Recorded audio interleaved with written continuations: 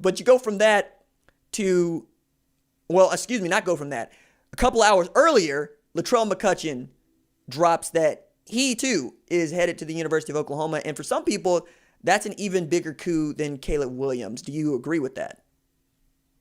Yeah, I think that to a degree, it's definitely maybe a more impactful haul. I know the fancy question that came up after the weekend was, is Oklahoma recruiting extremely well offensively at the expense of defense? And I don't think that's necessarily the case, and I think I would point to a guy like Latrell McCutcheon as kind of a counterpoint to that argument.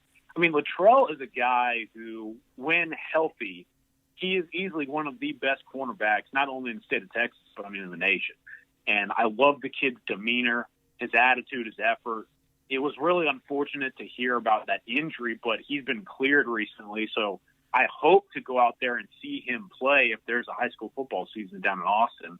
That's a whole other topic. But, I mean, Latrell committing to OU, that's only going to have numerous benefits moving forward, because not only is the guy a high-profile defensive back, and, of course, that's something that OU fans have been calling for forever, but he's also a guy that means a ton on the recruiting trail. Like, a lot of prospects have a ton of respect for Latrell McCutcheon, and it's not just in the state of Texas. I mean, Caleb was there after his commitment and talking about how Latrell had committed too. He was that excited about this cornerback committing. I guess he and Latrell had talked a bunch beforehand, and they were mapping out what was going to happen after these announcements took place. And so for me, the commitment of Latrell McCutcheon may have been somewhat overshadowed by, obviously, the commitment of the number one quarterback in the country. But for Oklahoma fans, man, I mean, I wouldn't blame anybody if they were just as ecstatic about that one as they were about Caleb Williams.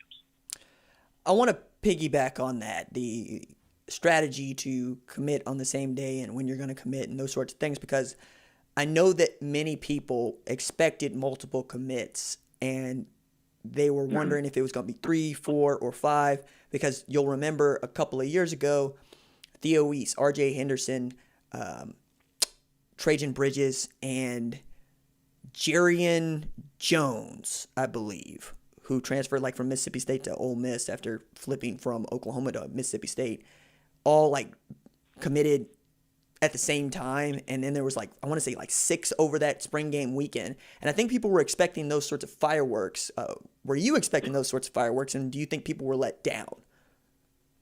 I personally wasn't. I think once we kind of received news about what was happening with Keon Coleman, who probably about 4, 5, 6 days before then, maybe a little bit over a week, there were rumblings that commitment may not have panned out. But I mean, before that time span, I was fully expecting Keon to be a part of that trio that announced on the 4th of July to Oklahoma. Now, I wasn't necessarily stunned at all heading into that weekend after I had acquired the Keon Coleman knowledge, knowing that there were only going to be 2.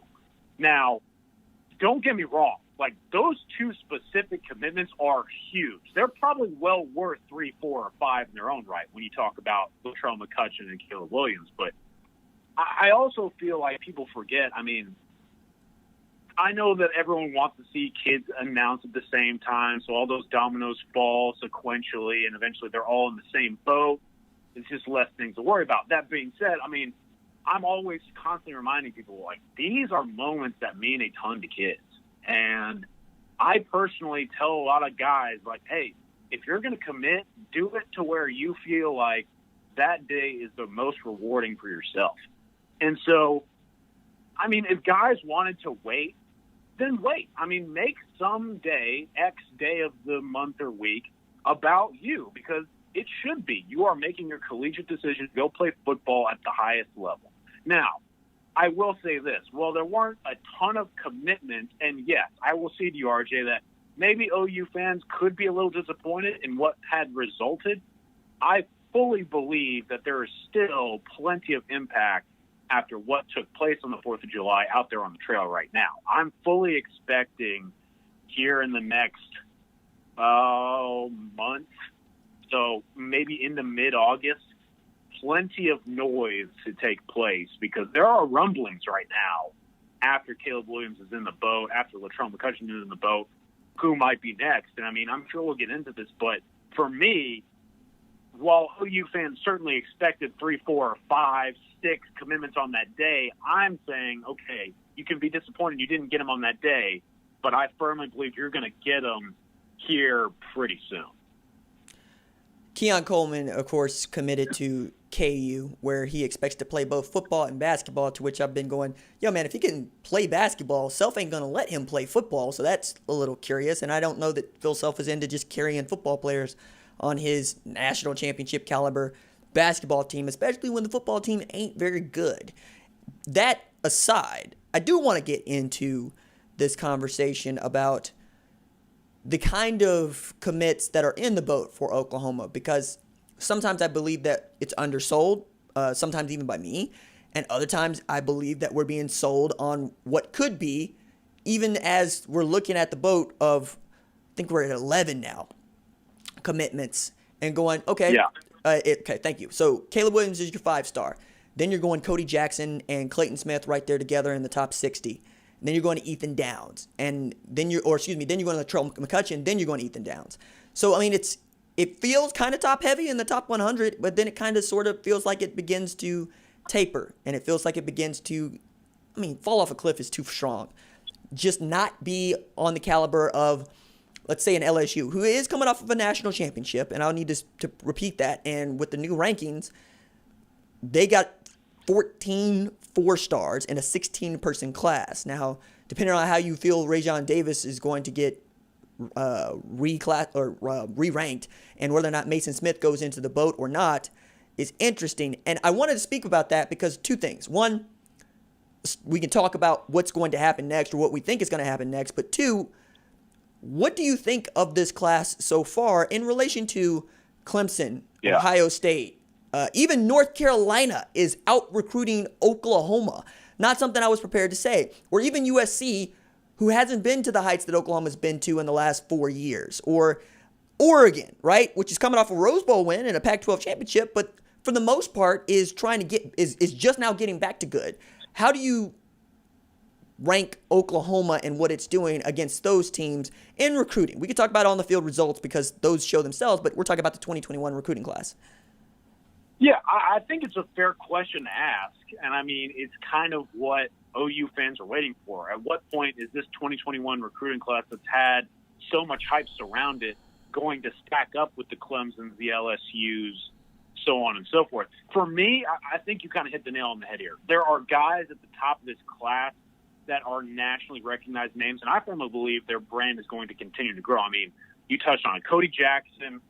I hear constantly from people down in Texas, the Houston area specifically, about how that guy is going to be a complete difference maker. Clayton Smith, we've touched on that dude several times here on the pod and on the site.